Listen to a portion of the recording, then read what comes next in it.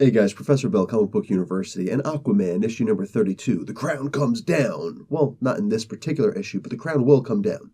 So, Cormwrath's use of magic is actually causing even the people who practice magic to be like, dude, the guy's going a little bit cuckoo for Cocoa Puffs, all right? And when you put Cocoa Puffs in water, you know it's just going to be like, everything's going to get chocolate. Not necessarily a bad thing, but everybody's starting to question Cormwrath for the most part. Now, King Shark says that he's not willing to risk the ninth in order to help out Aquaman, which is a shame.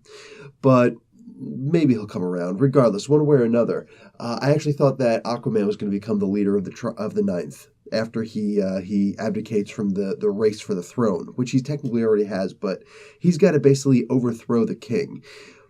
He gives her a temporary solution, brings her to the witches who give a further temporary solution, and she's got 9 hours left. By the end of this comic book, 6 hours left before she's got to get to the surface and bathe in sunlight for a while so that she could fully heal and go back to breathing water again. Meanwhile, those same witches are saying, listen, man, I remember when we checked to see if she was going to be a good fit for you as a wife, and we said that no, she's not. Well, it turns out we reevaluated ourselves, and it turns out that you are not a good fit for her as a husband. Yeah, she's got royal blood. Arthur's like, yeah, Zebel blood. And they're like, yeah, but she's still royalty. She knows how to act with dignity and put other people first. Much like you, but you, being a half-breed, you're way too much, basically when it comes down to, and they actually say this, you're too much of a progressive. Interesting.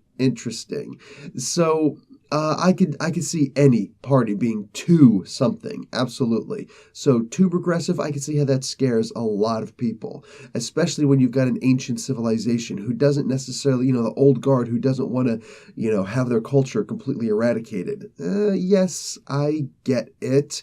As a progressive myself, I see it more like, what's the big deal, honestly? What does tradition actually do? So, nonetheless, though, I can see those fears as being valid. Too progressive, too right-wing, too left-wing, too establishment, too whatever. But that was actually a good point. And it was actually because of that point that I was able to finally, with myself, rectify something that I've been thinking about. Why are they trying to make us believe that Mira needs to be the queen? Because they really did just want to leave and be on their own. And I honestly can't imagine what an Aquaman comic book would be like without Atlantis being in the picture. But nonetheless, I still look at this as kind of I really would like for Mira and Aquaman to actually be happy for once. But it is what it is. This was, as typical, a fantastic comic book. A+.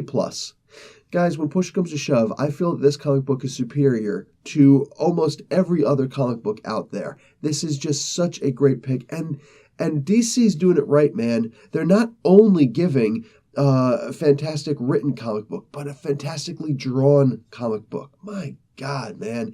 And I guess in some ways they have to. You can say, oh, well, the guy's wasted here. No, he's not.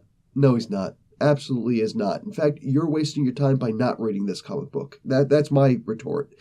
But who else is going to draw, how else are you going to draw this amazing underworld, this underwater universe if you don't have somebody who can actually depict that on paper? So, yeah, I love this comic book. It's fantastic. Not going anywhere.